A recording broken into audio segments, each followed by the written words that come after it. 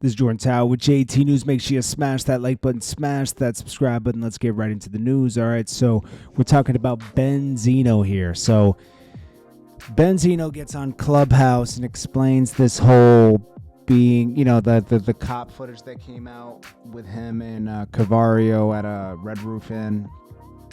Benzino. Okay, so I can't believe he did this. So Cavario already went on Choke's channel and talked about it, and he said Benzino and I were in there writing a book. Benzino was going to do like a book on his life, right? And Cavario was going to write it.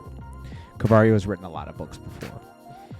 And Cavario explained the whole thing, and then what happened. The cops came because Benzino's a hothead, and got him kicked out of the hotel and all this other stuff, right? Then Benzino goes on Clubhouse, and he says, "Nah, I was in L.A. trying to get with my baby mother and be there for my child. This is a different child, I guess." From 5 years ago or something. And he's like, yeah, and then it didn't work out, so I came back to Georgia and I didn't have an apartment and my funds were low, so I got a couple of them, thanks. And then Cavario was gonna move them with me, and we were in the hotel. I was like, yo, bro, first of all, you're talking about doing illegal activity on Clubhouse, okay? And you would have been shook if the cops came. You wouldn't have caused a ruckus and had the cops come if you had packs in the hotel with you and you're just wheeling them around.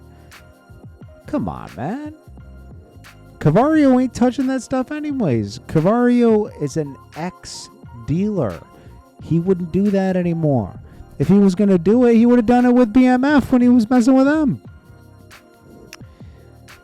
I don't think Benzino and Cavario are going to be friends anymore after this, because now it looks suspect. Two different stories? I mean, I believe Cavario's story more than anything, because Cavario seems like a stand-up person. Benzino, man. Dude, you just you can't get out of your own way, bro. Then we got Blueface and Christian Rock. I guess... Dude, this guy just wants to make his life trouble, man. Yo, Blueface, man. This girl is toxic, bro. Go be with your baby mom or something. This isn't it. This girl's writing blood on the walls and all that stuff. It's nuts. Dude, do yourself a favor. Cameron makes a great point, okay? He says, if I go in your store and I buy something full price, I'm not tagging you in it. But he says, but if you give me a discount, or you give it to me for free, I'll definitely tag you in it because you looked out. He's totally right.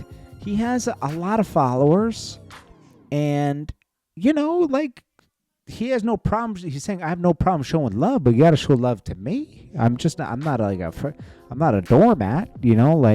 Nobody just put me on. You gotta do something. He's not asking you to pay him, but give him a jacket or something, jeez.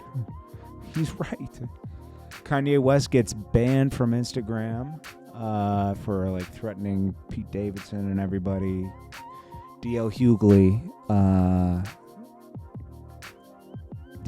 responds to the recent, things of Kanye talking about you're not funny. He said, now Kanye, when you say you had to explain my jokes to people when you were defending me, are these real people or the ones you keep in your head? Then he says, yay, is at it again, huh?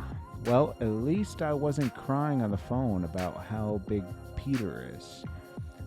If you want her back, instead of acting up, why don't you just try doing some D-ups? Then he says, it gets a little racy. He says, do you know how horrible you had to be for Kim to go to a white guy? What is that? What? Dude, D.L. Hughley always goes a little, it's anyways, then he says, Kanye, how dare you talk about me with someone, the way someone dresses? Look at you. All those people in your head, and not one of them got a Macy's card. I don't know, man. Benzino needs to chill. Cavario had already talked about it, that they were writing a book. I believe that story. Okay. I mean, I'll go with it. It's Jordan Tower with JT News. Smash that like button. Peace.